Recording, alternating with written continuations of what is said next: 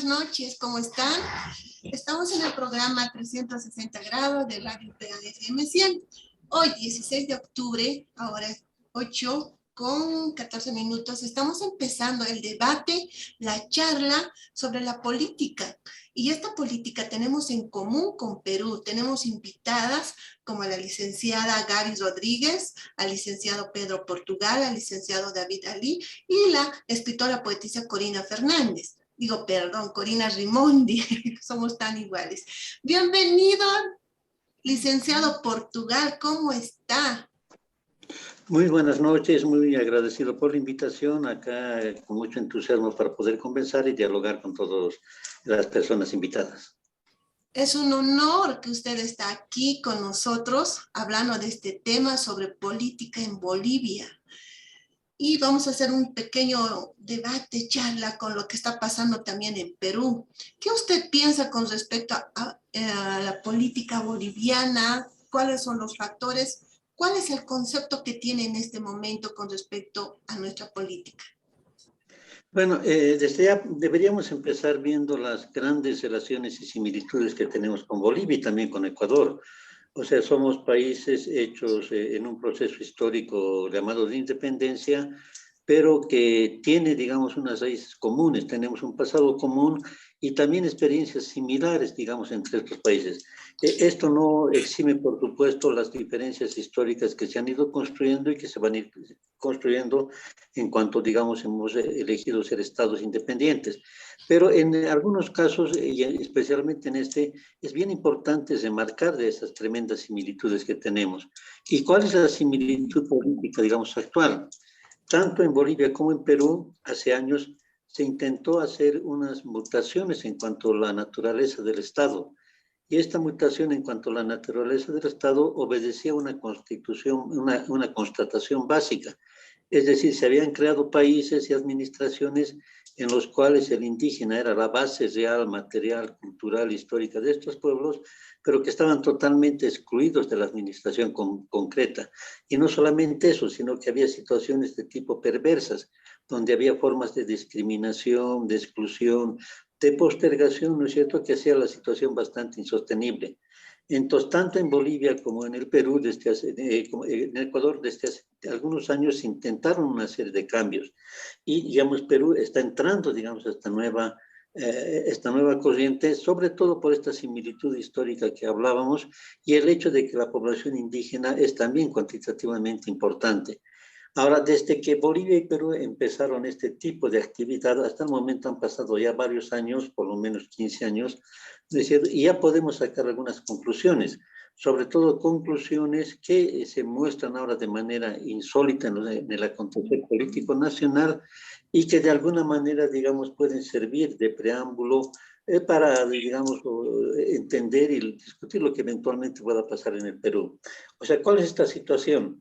O sea, todo cambio social se da, digamos, también siguiendo el aire de los tiempos, las modas ideológicas, las concepciones que hay en cierto momento. Y en estos últimos momentos lo que empezó a impregnar, digamos, la sociedad boliviana y la reflexión, sobre todo en la academia, fue una corriente de tipo culturalista, poner el acento en los aspectos culturales, en los aspectos de institucionalidad antigua que había, y se interpretó la reivindicación indígena como una especie de volver a cierto pasado milenario en cuanto a los aportes que había tenido y a la grandeza civilizacional que se había tenido. Entonces, esto, digamos, en base de esto en Bolivia y en Ecuador, se empezó ya hace bastante tiempo a tratar de poner en marcha ciertos conceptos que puedan impregnar y guiar un nuevo tipo de administración. Uno de ellos, y que ahora no se lo discute absolutamente nada, es el Summa Camaña. ¿No es cierto? Se entendió que era un nuevo concepto que ponía al margen ideas antiguas que había sobre el desarrollo, sobre el vivir cotidiano, sobre las expectativas de civilización, y que alrededor de este y otros conceptos había también el Chachahuarmi, por ejemplo, se iba a construir una nueva institucionalidad. Y esta nueva institucionalidad iba a cambiar la sociedad radicalmente. Si hacemos una constatación de esa efervescencia teórica de discusión que hubo 2005, 2009, 2010, etc., ahora, digamos, es un término casi olvidado. ha habido, digamos, una especie de descrédito en el transcurso mismo y se quedó, digamos, con una discusión estancada. Lo mismo sucedió en otros aspectos. Se quiso hacer cambios fundamentales en cuanto, por ejemplo, la situación de los pueblos indígenas. Ya se habló bastante de las autonomías como una solución y estas autonomías iban a justificar la naturaleza plurinacional del actual Estado boliviano. Esto llegó a ser igualmente algo, digamos, una moda bastante fuerte, pero se estancó. Por un lado, porque en el oriente, donde sí las poblaciones indígenas fueron interesadas y accedieron a la autonomía, el Estado no las respetó, o sea, se vio después una contradicción entre la capacidad de un grupo minoritario para administrar grandes extensiones de territorio y los intereses del resto de la población representados por el Estado, no es cierto, y en la práctica se regresó al mismo Estado centralista y a la misma noción de unipoder, digamos, que hay en los estados republicanos. Y eso lo tenemos hasta el momento. Recientemente una nueva marcha indígena que terminó en Santa Cruz, que reclama, digamos, lo que el gobierno prometió y que además está inscrita en nuestras leyes, en la Constitución, que es decir, la autonomía indígena. Y en la parte occidental, digamos, la autonomía no despertó grandes entusiasmos. ¿No es cierto? Fundamentalmente quizás porque esta idea de autonomía está diseñada para estados donde el indígena es minoría y donde puede tener de manera fácil o no, digamos, el control de ciertos aspectos del territorio. Pero sucede que en Bolivia, como en Ecuador, como en Perú, existen grandes cantidades de población indígena, millones de personas inscritas sobre todo en dos vertientes culturales, la aymara y la quechua, y que no pueden ser tan entendidas, digamos, como minoría. Se intentó con gran esfuerzo del Estado y sobre todo de ONGs de crear, ¿cómo se llama?, autonomías dentro de esos cuerpos aymara y quechua, resucitando, si podemos utilizar esa palabra, en naciones, entre comillas, antiguas, preexistentes a la aymara y la quechua, los caracara, por ejemplo, los urus, los chipáes, etcétera, o poner, digamos, autonomías pequeñas en base del modelo de experiencia municipal que he vivido. En ninguna de estas, digamos, tuvo un éxito grande. Y al final el Estado mismo empezó a entorpecer estos reclamos porque se veían como formas no solamente para ejercer una autonomía real, sino para acceder, digamos, a recursos del Estado y de la cooperación internacional que de otra manera no se podían obtener. Entonces, hubo, digamos, en la práctica una especie de desmantelamiento de todo un cuerpo de ideas y digamos, y de expectativas que habían sido las que habían motivado grandemente a las masas, digamos, bolivianas y sobre todo a sus sectores dirigentes. Pero lo más notable es lo que sucede actualmente. O sea, el gobierno puso, digamos, como un emblema nacional a la huipala que tenía que simbolizar, digamos, a las poblaciones indígenas y que iba a sellar el hecho de que somos una Bolivia multicultural y no solamente existe, digamos, la población criolla, sino también la población indígena. Entonces, y esto encontró dos aristas. La primera, digamos, en cuanto a la conceptualización misma. Si se considera, digamos, que somos una Bolivia plurinacional y se considera ahora la igualdad de cada población indígena, independientemente de su cantidad de población, es tan legítimo la huipala como cualquier otro símbolo que podrían tener esas 36 naciones. Y en sentido, digamos, abstracto, una Bolivia plurinacionalidad debería tener 36, 40, 20 o la cantidad de símbolos que represente a cada nación, porque si no, justamente no sería una nación, ¿no es cierto? Y sin embargo, digamos, hubo, digamos, el intento de simbolizar a todas las poblaciones indígenas en base de una bandera que venía de las tierras altas. Esto provocó un rechazo ya politizado porque la acción de los pueblos indígenas no puede estar al margen de los otros conflictos que hay en el país, y esto se lo vio sobre todo, digamos, en el oriente, donde los indígenas instauraron y eligieron otra bandera que no está todavía en la Constitución, ¿no es cierto? Y es la bandera del Patujú. Entonces se vio, digamos, al mismo tiempo la fuerza y la artificialidad de esta medida, ¿no es cierto? Y irónicamente, un símbolo debe ser un tema de unión en el que todos se refieren, todos se congregan. Es por eso desde ya que es bastante cuestionable el hecho de que haya dos o tres banderas, o sea, no puede haber fidelidad a dos o tres símbolos, ¿no es cierto? Sin embargo, había que marcar de alguna manera este intento plurinacional. Pero en los hechos, estos dos símbolos, en vez de poder unir, han sido últimamente, sobre todo en los actos que ha habido políticos en Bolivia, un aspecto de división, o sea, un aspecto de enfrentamiento, ¿no es cierto? Y de ahí a no respetar el símbolo como tal, sino a que esté inmerso en un conflicto político y que pueda perder su significado al ser simplemente manipulado por uno u otro sector, hay solamente un pequeño paso. Y lamentablemente creo que esto sucedió. De alguna manera hay una manipulación del símbolo de la huipala por parte del gobierno y el símbolo del patujú por parte del gobierno departamental en Santa Cruz. Pero lo interesante es que la población boliviana, o sea, la población indígena propiamente dicha, tiene una reacción curiosa ante este aspecto. Se ha visto, por ejemplo, el gobierno sacó recientemente una gran marcha, ¿no es cierto?, para poder defender la huipala porque fue, digamos, agredida en hechos formales, digamos, por ciertos sectores en Santa Cruz. Fueron huipalas que se repartió, podemos ver en algunas imágenes que ni siquiera se respeta como debe respetarse un símbolo, digamos, sus colores. Son huipalas recortadas de telas que vienen en China y la huipala que debería tener 7, digamos, colores, un cuadrado de 7 colores, y con cierta disposición después se ve como una multitud, como una especie de carnaval donde puede ver 15, 20, 40 colores, digamos, diferentes. Entonces, pero lo interesante de este caso es lo siguiente. O sea, ahora hay un enfrentamiento, digamos, entre grupos sociales de procedencia étnica indígena. ¿No es cierto? Y en estos grupos de procedencia étnica indígena, la huipala incluso a veces no es utilizada. Ha habido un conflicto muy grande, digamos, entre los cocaleros. Y los cocaleros, digamos, un gran sector han hecho retroceder al gobierno y al sector contrario porque el gobierno reconoció uno de los sectores en conflicto, un desliz bastante grande, y ellos lucharon utilizando la bandera boliviana. Y cuando retomaron, digamos, el mercado, digamos, que había en la zona de Villa Fátima, ¿no es cierto? O sea, desplazaron la huipala, la botaron y pusieron en su lugar la bandera boliviana. ¿No es cierto? Entonces, es un hecho curioso. Entonces, ¿qué significa? Es decir, es una bandera que realmente ha interpretado, o hay todavía una confusión entre lo que debería ser un solo símbolo y la adhesión del indígena a un símbolo, o se lo utiliza, digamos, simplemente de una manera u otra en un conflicto dado. Por otro lado, llama la atención lo siguiente: en la última marcha que propició el gobierno, había una gran profusión de huipalas, el tema era justamente la defensa de la huipala, pero aquellos símbolos que son los institucionales de las organizaciones sociales, que son los estandartes, ellos eran con la tricolor boliviana.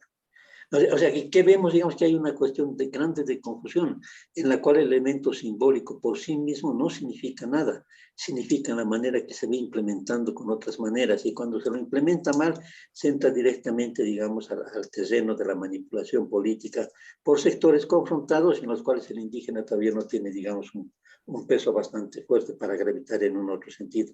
Y lo último, digamos, es esta ley de control de fortunas que el gobierno quiso implementar. Digamos que los sectores indígenas actuales, contemporáneos, gremialistas, cooperativistas, mineros, transportistas, etcétera, hicieron retroceder al gobierno porque lo vieron como una cuestión atentatoria. Entonces, ¿qué conclusión saco yo? Vi un poco para cerrar, digamos, esta intervención.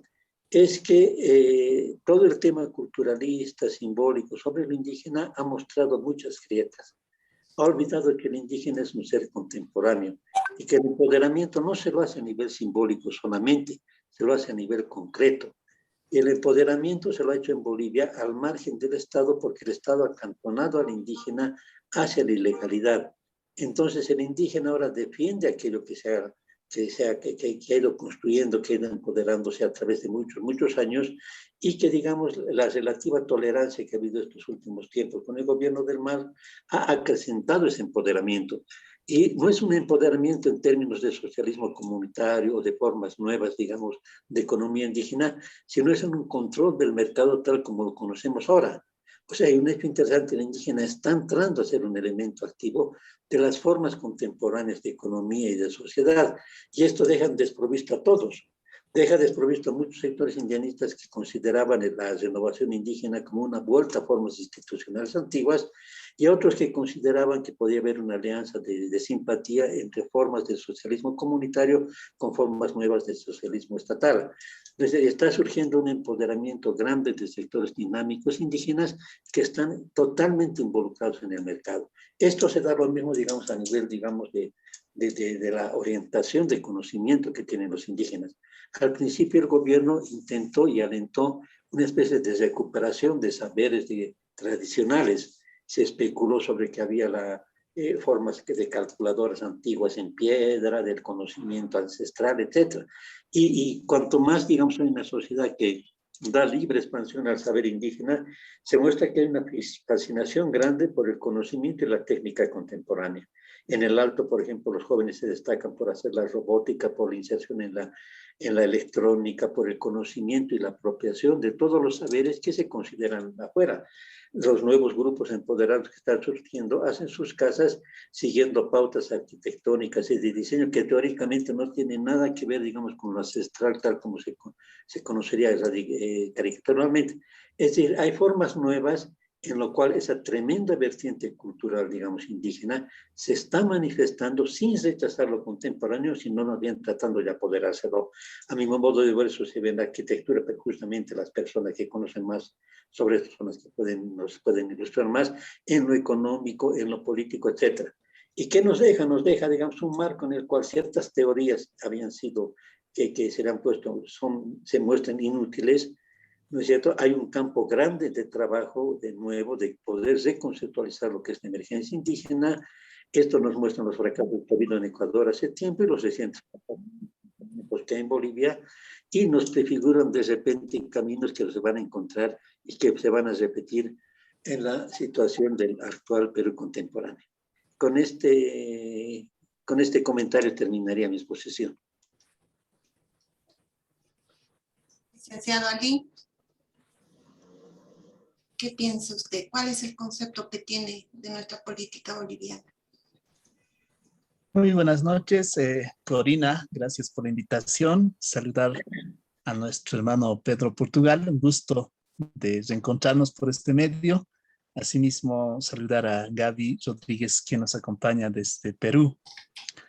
Bueno, en relación a la pregunta, en la primera instancia es importante ver qué estamos entendiendo o desde dónde parte la política que conocemos como tal.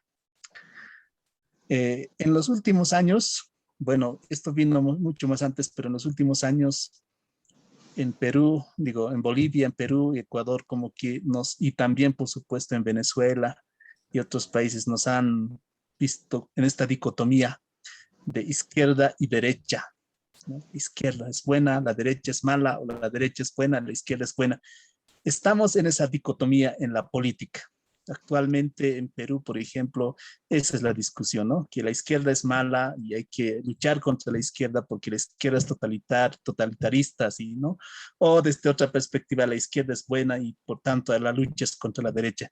Nos han tenido desde los generadores de opinión pública en esta dicotomía, pero habría que preguntarse cuál es el fundamento político de estas vertientes políticas, tanto de derecha e izquierda.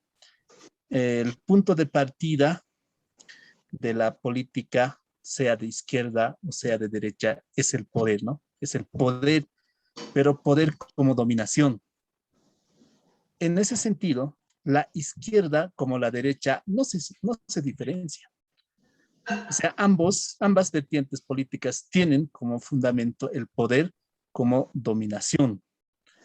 Es como decía el pensador Max Weber, este sociólogo alemán decía esto, ¿no? El poder es el dominio legítimo ante obedientes. Entonces, quien detenta el poder, por tanto, persigue el dominio, exige la obediencia. Por eso es que tanto los gobiernos de derecha como los gobiernos de izquierda no van a medir consecuencias en la represión.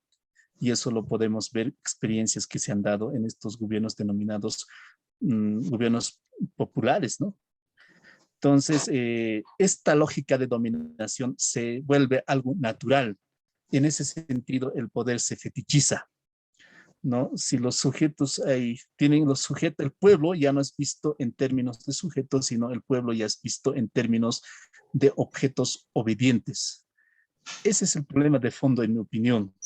Entre tanto y entre cuanto sigamos remando en esta dicotomía de izquierda-derecha y por supuesto de amigo-enemigo y donde el poder sigue siendo dominación, yo estoy muy seguro que no va a haber transformaciones grandes, sino solamente simples remozamientos, como nuestro hermano Pedro ya lo había mencionado, por ejemplo, el uso instrumental de la huipala en nuestro contexto, o en algunos casos los pueblos indígenas son llamados para legitimar a los gobernantes de turno. Tanto, había una paradoja, ¿no? Dice que el MAS tiene sus indígenas, así como Camacho también tiene sus indígenas.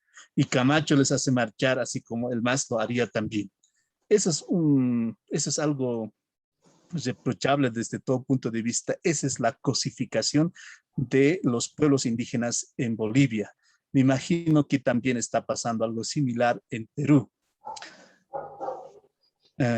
Entonces, bajo esta perspectiva, por ejemplo, hace un momento les decía que el pueblo se siente devaluado y había que entender la categoría del pueblo. Es importante esto, ¿no? ¿Qué estamos entendiendo por pueblo? Porque en los conflictos del año 2019, que se dio entre octubre y noviembre, la clase media, la oligarquía cruceña, porque tenemos en Bolivia un departamento donde está concentrada una oligarquía que no solo concentra el poder regional, sino también poder económico. Entonces también se consideraba como pueblo. Entonces la pregunta ahí era, ¿quién es al final pueblo o quiénes constituyen el pueblo?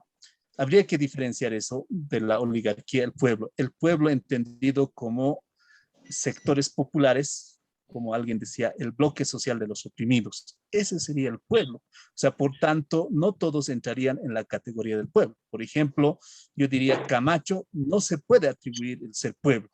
El Camacho pertenece más allá de la oligarquía, tiene tendencias fascistas en Bolivia, ¿no? Entonces, y ese pueblo, ese bloque social de los oprimidos es cosificado, es instrumentalizado, ya no se ve como sujetos, sino como objetos. Hace un momento ya lo había dicho, ¿no? Entonces, en cuanto esto ocurre, la política se vuelve una voluntad de dominio. O sea, quien detenta el poder político solo está pensando en dominar. De esa manera se niega toda otra voluntad, podríamos decir. En este caso, la voluntad del pueblo. Y eso constituye la desrealización del pueblo, desrealización del otro. Y el pueblo, desde la colonia, podríamos decir, es víctima, y en el actual contexto, ya sea de derecha o izquierda, sigue siendo víctima.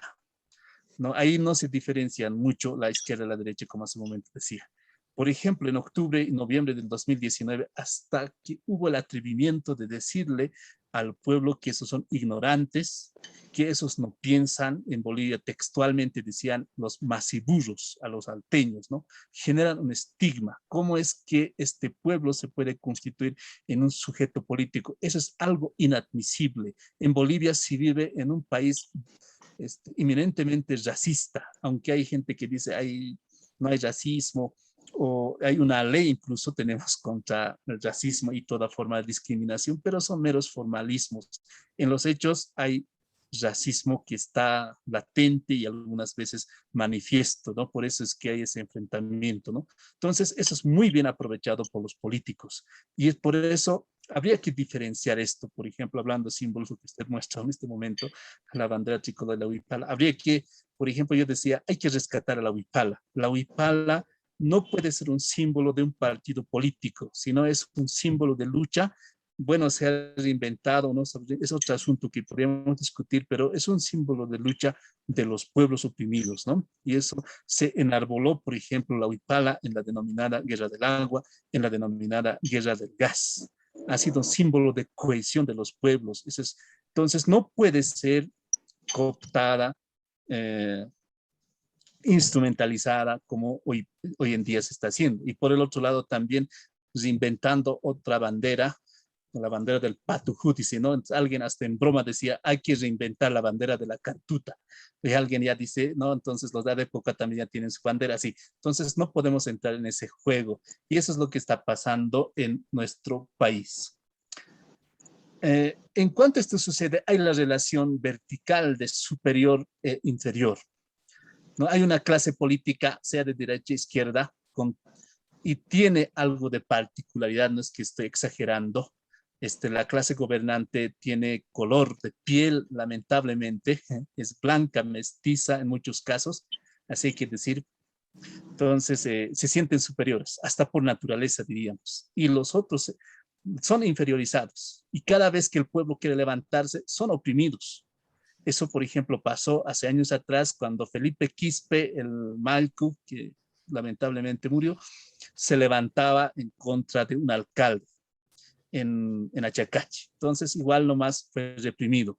Es que el miedo que se tiene desde esta oligarquía, ya sea de izquierda o derecha, es que el pueblo piense y el pueblo se constituya en un sujeto político que realmente quiere transformar. Es más, que se atreva a pensar más allá de la derecha y la izquierda. Ese es el miedo que cunde. Y ese es el miedo que también tienen trauma del levantamiento de Tupac Katari de 1781, por ejemplo, cerca a La Paz. Ese trauma todavía lo hereda, porque las traumas se heredan, ¿no? No es que algo coyuntural haya pasado estos hechos. Bueno, para terminar, quiero decir que es importante que el pueblo se constituya en un sujeto político de transformación y que no solamente piense en términos locales, es decir, solo en Bolivia, solo en Perú, así, sino es importante pensar más allá de esta política que está fundado en el poder como dominación, y eso requiere en el mundo, porque los países denominados comunistas, socialistas, no se diferencian de esta lógica del poder. Solo eso, muchas gracias. Muchas gracias. Licenciada Gaby. Reiteradas buenas noches, Corina. Buenas noches, Pedro. Buenas noches, David. Como les dije, es un placer compartir con ustedes este importante conversatorio. Miren, he escuchado atentamente a Pedro, a David, y me ha permitido conocer algo más de nuestro vecino país, Bolivia. Y analizando, veo que no distancia mucho sobre la realidad de Perú.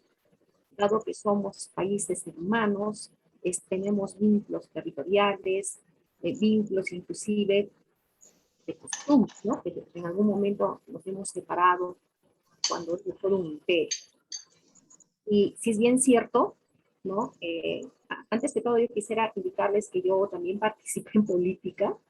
Yo he participado he sido candidata al Congreso a 2021 y me ha permitido conocer un poco más de cerca la política. Coincido con ustedes, tanto con Pedro, con David, de que realmente la política ha sido creada y existe para un beneficio común. Pero actualmente, tanto en Perú, en Bolivia, en Ecuador, todos los países, ¿por qué se caracteriza? Se caracteriza justamente por el deseo del poder. No interesando tanto si soy derecha o izquierda, porque al final, sean de derecha, de centro o izquierda, o lo que pueda existir, lo que siempre va a primar es el poder. ¿Quién tiene el poder y qué es lo que yo hago con este poder? Y lo lamentable y que nos une a todos es que siempre el que sale y siendo utilizado es el pueblo, o los indígenas, o el grupo de pobladores más vulnerables.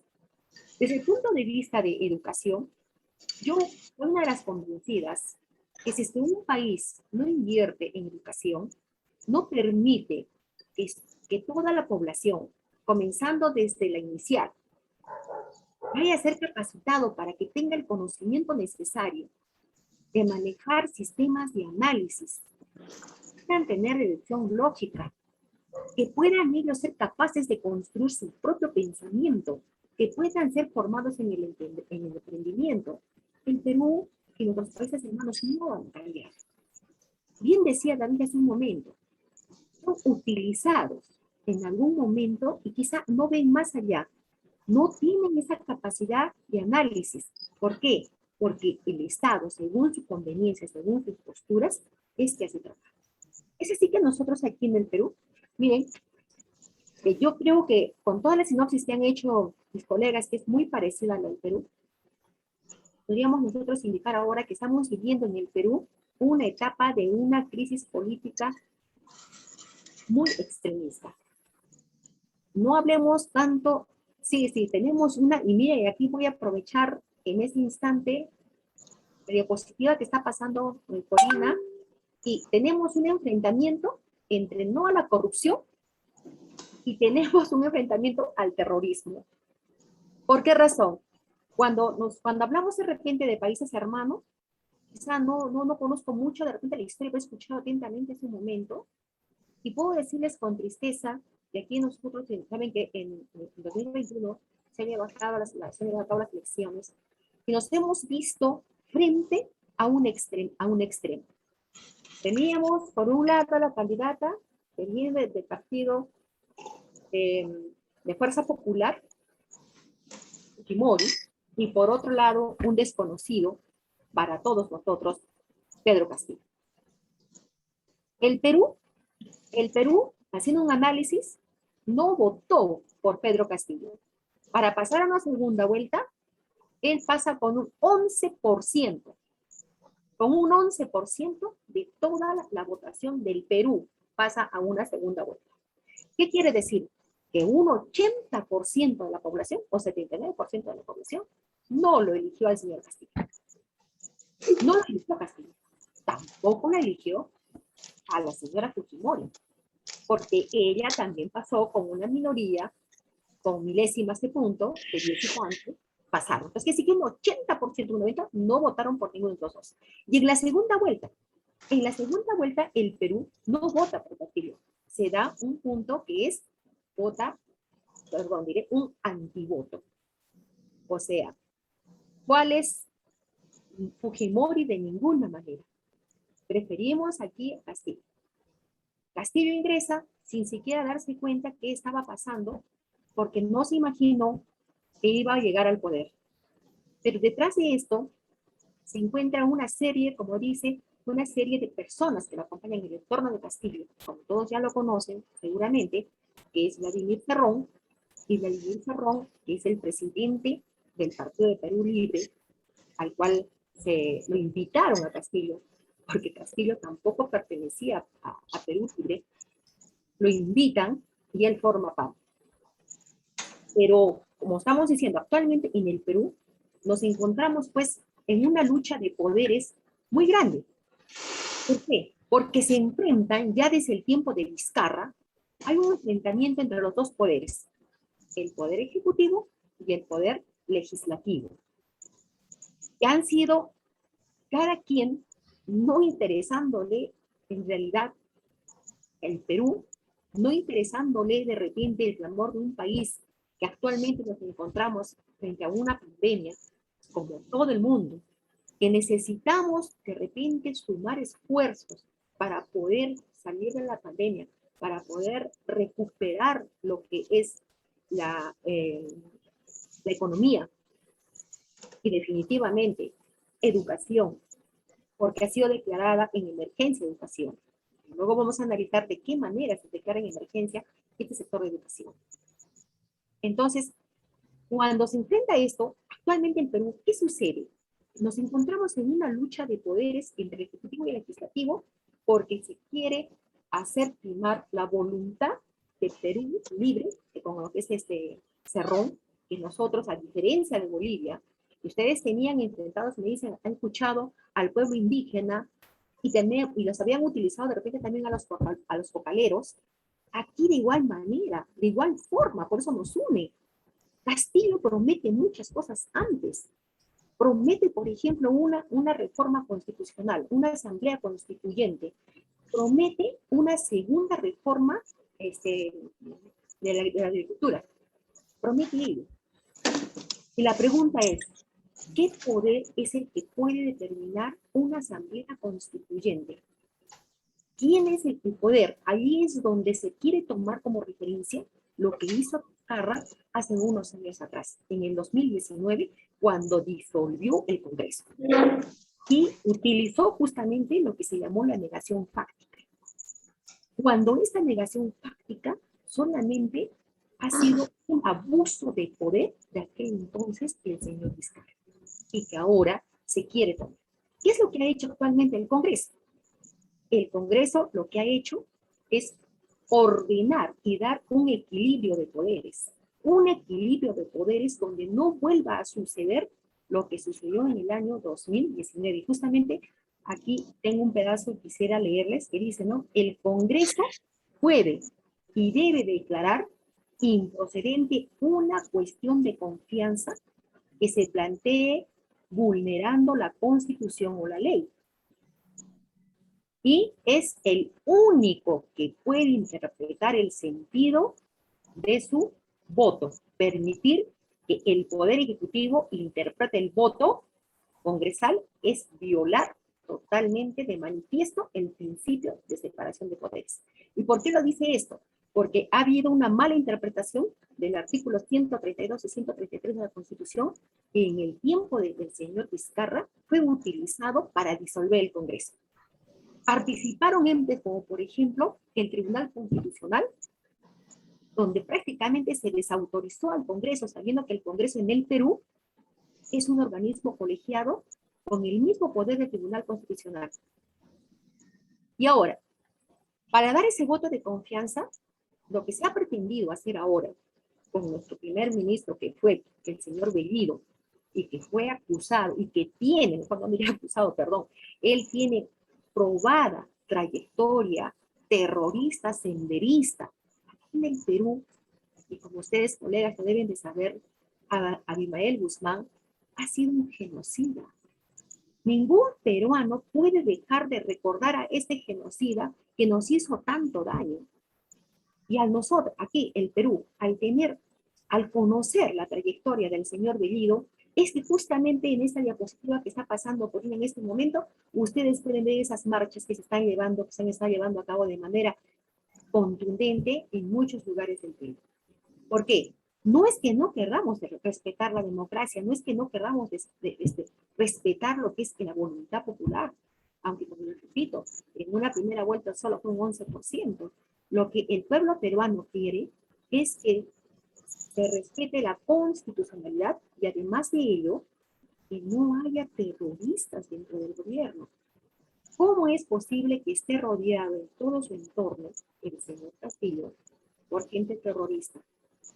Ahora, nosotros sabemos, y aquí en el Perú, al igual que Bolivia, ¿no?, nos une también con Venezuela. Y nosotros, el Perú, ha sido uno de los países donde más gente de Venezuela, hermanos de Venezuela, hemos recibido. Se rompió las relaciones diplomáticas, porque consideramos que Maduro no es una persona que también usted ya conoce más que yo. Entonces, ahora, cuando nosotros vemos que se están restableciendo estas relaciones, y se envía inclusive un embajador del Perú a Venezuela, que es el señor Rojas, y encontramos una serie de ministros involucrados con el terrorismo, es que tenemos justamente este Perú totalmente movido, en una situación complicada, el dólar ha estado en una suba muy alta, hemos tenido la suba de los alimentos, tenemos una gran turbulencia política, económica, social, donde tenemos inestabilidad. Todo esto, yo coincido con lo que dijo hace un momento David, que simplemente aquí se niega la voluntad del pueblo. Y en eso coincidimos. Se niega la voluntad del pueblo y lo que quiere, tanto a la derecha, a la izquierda o al centro, es lo que quiere su cuota de poder.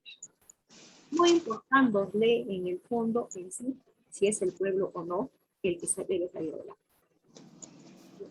Entonces, allí es donde actualmente, y haciendo un análisis político, ¿no? Porque yo estoy haciendo un análisis actual de lo que estamos viviendo en el Perú. Por eso es que yo, de mi punto, yo soy promotora educativa. Yo tengo muchos años, 30 años en educación. Y considero nuevamente y ratifico que la mejor forma de que un país salga de su desarrollo es la educación. Nosotros vamos a abrir esa lucecita y vamos a salir del mundo de ignorancia si conocemos. Imagínense cómo es posible que el señor Vizcarra haya podido utilizar la negación fáctica cuando en la Constitución no lo decía. ¿Por qué se tuvo que llegar a tanta confusión? Porque realmente nos está faltando instrucción. Si desde los colegios nosotros preparamos a los niños, les enseñamos este tipo de cursos, les enseñamos la Constitución, les enseñamos sus derechos, les enseñamos cuáles son los puntos que se debe considerar en el caso de una elección, es el Congreso. Todo ello se enmarca dentro del sector de educación. Estamos bien seguros que vamos a tener un pueblo diferente, que va a saber elegir sus gobernantes, que va a saber analizar por quién votar, y no va a ser sujeto de engaño, y no va a ser utilizado para suma del poder, para poder concretar el poder y las ansias de poder de alguien. O como en este caso del señor Castillo, que ha llegado sin saber. Y justamente aquí está pasando Corina y Gracias, y dicen, muy bien, sí a la democracia, no al comunismo, pero como dijo en un momento David, derecha, izquierda, siempre quieren su cuota de poder. Lo que pasa es que nosotros en el Perú estamos detrás de un grupo terrorista. Tal vez eso sea la diferencia que haya habido con Bolivia, que quizá no había un grupo terrorista. Simplemente, tal vez manejaron los cocaleros, igual que aquí también, porque también el señor Bellido también ha utilizado a los pueblos indígenas, prometiéndoles también que se va a industrializar la coca. Y ahí me gustaría de repente saber algunos de los dos colegas, tal vez Pedro, tal vez David, tal vez me puedan también a mí ayudar en poder saber si realmente Evo también prometió la industrialización de la coca y saber si esto tuvo éxito o qué pasó con la coca, y aquí en el Perú quieren hacer lo mismo. Entonces yo antes de terminar, yo quisiera, no sé si David o Pedro me puede ayudar a dar respuesta en este punto de similitudes que nos une a nuestro querido Perú con nuestro hermano país de Bolivia, si realmente esta promesa que se hizo y que la está haciendo actualmente el señor Castillo, es que lleva algún camino de que se puede industrializar la coca. ¿Quién me puede ayudar con este punto? ¿Pedro o David? A ver, Pedro, y con el colegio. A ver, Pedro, te invito. Ayúdame. No, evidentemente hay bastantes similitudes en ambos países.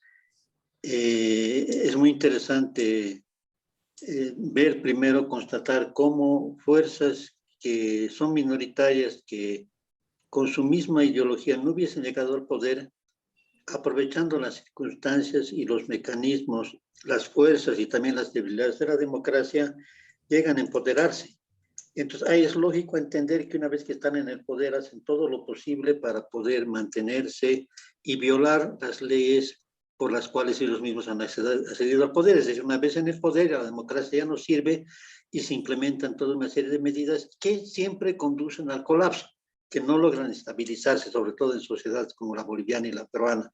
Un poco pasó lo mismo, digamos, en Bolivia. ¿No es cierto? En Bolivia está en el poder la izquierda, y la izquierda nunca llegó al poder con sus propios argumentos, con sus propios símbolos.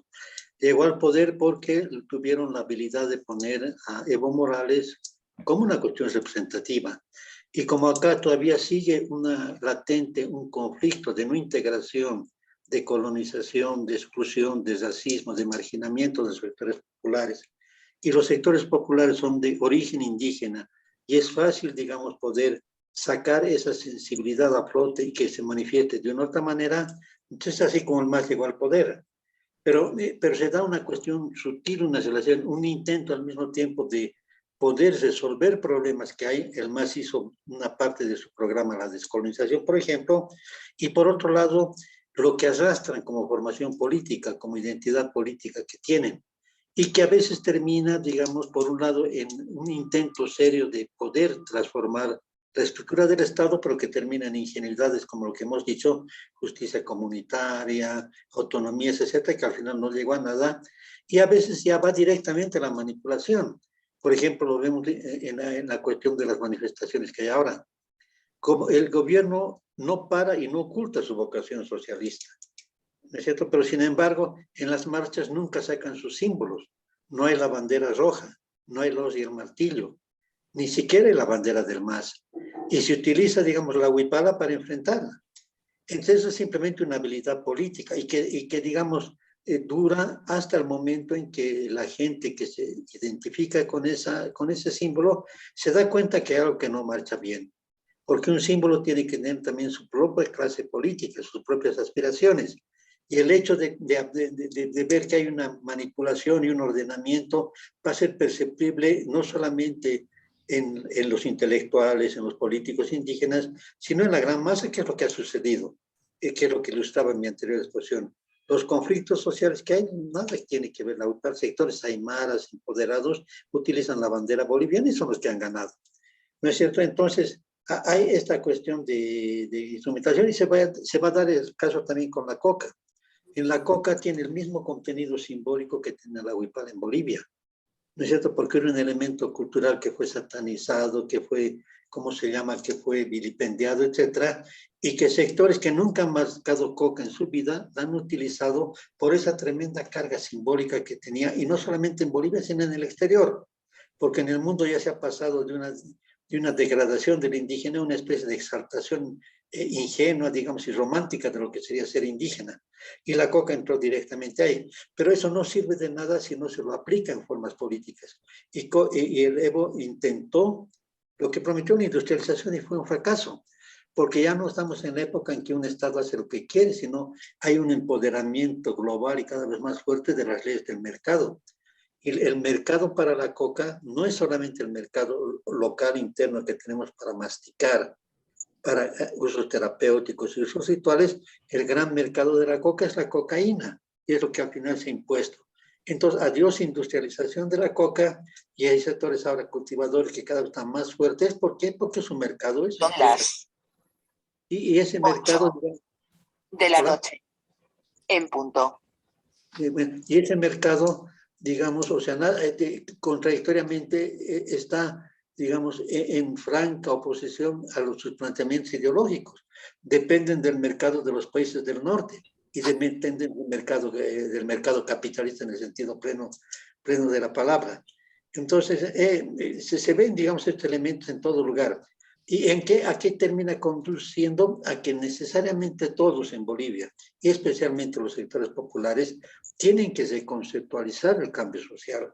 Se ha obviado mucho la parte popular indígena, se la ha querido implementar, como el caso de Sendero Luminoso a la Fuerza, o se la ha idealizado con esta corriente culturalista, cuando de repente las opciones son más concretas y prosaicas. La educación, por ejemplo. Y hay que reinterpretar la descolonización, ¿no es cierto? Sacarla de ese esquema romántico que se la ha puesto y ponerla en otra cuestión. Y la descolonización significa el dominio de cada población de las condiciones concretas y locales e inmediatas que se tienen, no de rememoraciones del pasado, porque eso da a malos entendidos. Yo creo que de eso está tomando lección el movimiento indígena. La huipala, por ejemplo, es ahora un símbolo universal en muchos países, símbolos de rebeldía, pero en esa vulgarización se la ha ido deformando y se le ha ido perdiendo contenido. Acá en Bolivia circuló, digamos, unos videos hace poco cuando hubo esta polémica sobre la huipala, de grupos transexuales, gays, etcétera, que estaban haciendo un desfile de moda poniéndose ropa de huipala. Y esto contrasta porque nosotros todos sabemos que las sociedades, digamos, originarias, indígenas, son sociedades altamente tradicionales, y donde si hay un concepto que les dije, es el concepto del chachahuarmi, y una distinción real entre un principio masculino y un principio femenino. ¿No es cierto? Entonces, un símbolo, digamos, pierde su sentido cuando otros lo interpretan. Y el problema es que esa otra manera de interpretar, por la colonización que hay, llega a ser la factor dominante, ¿no es cierto? Y que contradice lo que es el verdadero sentido que le dan quienes han originado y quienes son los poseedores de ese símbolo. Sucede lo mismo a nivel político. Por ejemplo, a nivel político, usted va a constatar que ahora hay un sinnúmero de nuevos intelectuales y activistas indígenas, con un dominio, digamos, en el arte de la reflexión social, como tienen muchos de nuestros jóvenes indígenas que han logrado empoderarse de la tecnología actual, construir la robótica, la informática, etcétera, incluso cuando han estado marginados del poder. Pero no son esos elementos más destacados los que están en función política o función de gobierno.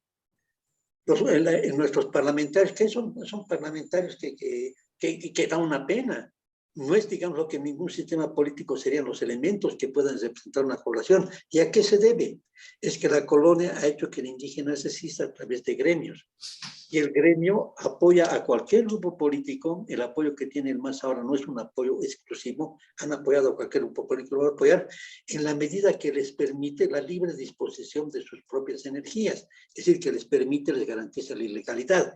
Y ahí el dirigente, simplemente el portavoz de ese gremio, no tiene concepción política, no tiene ninguna otras luces. ¿Y qué sucede? Es un entrampamiento porque mediocriza una representatividad indígena que debería ser otra y al mismo tiempo desestabiliza al poder político que lo alberga.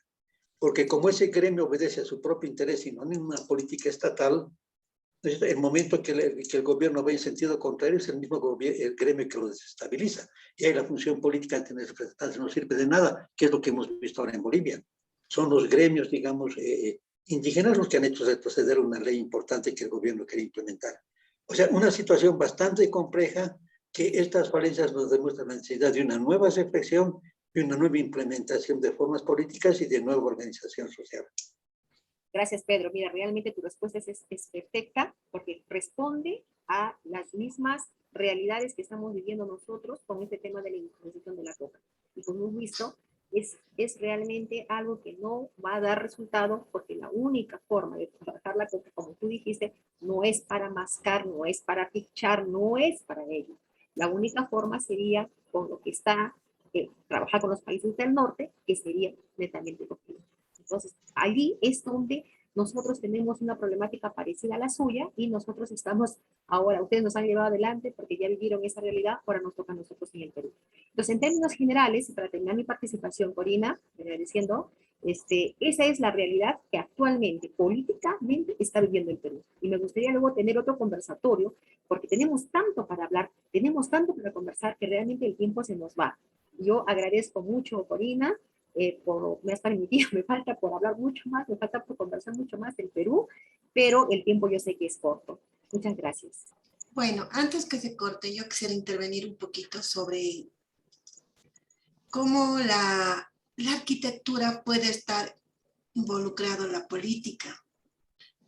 Desde mi punto de vista profesional, ¿verdad? La arquitectura como herramienta política, cómo los políticos utilizan la arquitectura.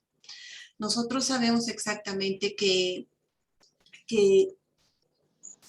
la arquitectura y la política están unidas también. La arquitectura debe desempeñar un papel en la crítica de los hábitos políticos que influyen en el entorno del construido y la vida social. La política y la arquitectura tienen una gran relación estrecha. ¿Cómo? La política la que influye en la arquitectura y el urbanismo. Leyes, fondos, concursos para proyectos públicos, todo ello determina el proceso arquitectónico. Queramos o no, de acuerdo a la gestión política que esté en ese entonces, van desembolsando montos económicos para equipamientos. La política y la arquitectura de acuerdo a una época o una gestión política, y esta va con características de diseño relacionado con una cultura o diseños fantasiosos. Vamos a ir revisando, por ejemplo, si vamos a retroceder en la época de Hugo Banzer Suárez, había estilos arquitectónicos diferentes, entre esos podríamos mencionar la Universidad Mayor de San Andrés. En algún momento fue revolucionario, construido hace 70 años, fue la primera construcción en combinar el pasado Tiwanaku de Bolivia con las tendencias que tenemos. O el Hospital General. También ahora, obras arquitectónicas en el gobierno de Evo Morales, una de ellas es la Casa Grande, más denominada la Casa del Pueblo, según la vicepresidencia del gobierno boliviano. El edificio intentaba evocar la arquitectura Tiwanaku, pero si analizamos formalmente los elementos arquitectónicos que la forman, nos resulta evidente la disparidad de la volumetría. Es decir, que la arquitectura que lo tenemos en el medio de nuestra Plaza Murillo, no en el medio, sino lateral, pero en el centro histórico, tenemos ahí nuestra casa grande la Casa Grande del Pueblo, denominada de esa manera, pero sin embargo su diseño y su forma y la ubicación del que poco se observan las raíces indígenas. Supuestamente es para la gente del pueblo, pero sin embargo habitan no realmente los indígenas, tiene otro lenguaje más, están ahí los ejecutivos, las áreas administrativas en este caso, ¿no? También la política y cambios de funcionalidad. Hay momentos donde en la época de COVID cuando tuvimos a nivel mundial, esta enfermedad, pues esta Casa del Pueblo querían cambiarlo de funcionalidad, y no solo por que decían los ciudadanos, sino los mismos partidos políticos de oposición decían la arquitectura puede ser cambiada a su funcionalidad. De ejemplo, la Casa Grande del Pueblo mencionaron, quisieron convertirlo en un hospital. Fue la propuesta de algunos ciudadanos y partidos políticos, la necesidad de espacios en épocas de COVID, como ya mencionaron. Entonces, no solo eso, como mencionaba a principios, cada gestión de cada presidente nuevo hacen pues mega obras de acuerdo, pero estas mega obras de acuerdo a su alienación política, podríamos decir. Por ejemplo, yo tengo acá la foto de una inauguración de un estadio en Villa Tunari, y este estadio fue pues, una mega inversión de 263.269, 19.000 bolivianos, donde este estadio está en el medio, como ves acá, en el medio de un espacio grande abierto, pero sin embargo las ciudades no tienen ese tipo de equipamientos. Este estadio tiene una piscina olímpica, es un estadio de primer nivel, sin embargo, aquí podríamos diferenciar, ¿no?, la clase social, quién está habitando este espacio arquitectónico. Por eso también la política tiene que estar relacionado mucho con lo que es la arquitectura, y de acuerdo al tipo de gestión y gobierno que esté en ese entonces. En este entonces estamos ahora con el señor Arce, que es el presidente de Bolivia, y veamos también si se va a hacer equipamientos parecidos a lo que es del señor Evo Morales. Queramos o no, si hablamos de este tema, como decía la licenciada Gaby, hay mucho que hablar, no solo es arquitectura con política. Bueno, ¿qué más podrían mencionar antes que concluyamos el tema de que hoy estamos charlando? Bueno, Corina, ante todo agradecer, mira, este tipo de conversatorios nos enriquecen, al menos yo como peruana, no conocía lo que estoy observando en la parte de la arquitectura, y realmente sí, no tenemos especialidad en educación, pero sí, yo también tendría mucho para contarles sobre arquitectura, y es muy triste que se utilicen muchos símbolos que es de los, digamos, de los indígenas del Perú profundo, y que sin embargo lo habitan gente de otra clase, no digo de otra clase social, diré de otro poder económico, porque ese es el fondo, el poder económico. Y eso es lo que es, porque la política actualmente está para beneficio de un grupo de poder. Y en eso sí, está bien. Y como dijo, y lo repito yo también, se niega la voluntad del pueblo. No se reconoce su voluntad del pueblo. Tenemos mucho por conversar. Para cerrar, yo diría que estamos vinculados en temas muy parecidos, en tiempos diferentes, con personajes diferentes, pero nos une una realidad muy parecida, tanto a Perú y a Bolivia. En mi caso, me ha permitido enriquecerme muchísimo al escuchar a Pedro, al escuchar a David, al escucharte, Corina, sobre la parte arquitectónica, y la verdad no lo había visualizado. Cuánto importante es analizar también la parte arquitectónica como un poder político. Gracias. Bueno, ¿alguien más quisiera intervenir o podríamos cerrar la sesión? Bueno, simplemente un saludo y un agradecimiento. Ha sido muy instructivo. Hemos tenido la oportunidad de enriquecernos con una visión sobre el vecino país del Perú, de Marina. Muy instructiva la última parte también sobre la arquitectura, que es un tema que creo que merece una reflexión cada vez más sostenida. Y siempre es alentador y refrescante escuchar a David Ali, un sociólogo nuevo que está al tanto no solamente de las corrientes de pensamiento, sino con una vivencia concreta de cómo se manifiesta la sociedad, especialmente en el Alto. Agradezco la invitación. Hasta luego. Muchas gracias. Entonces nos vamos despidiendo con el espacio de análisis con el tema que hemos relacionado hoy con la política. Nos vemos otro día y en una próxima charla. Hasta luego. Hasta luego. Hasta luego.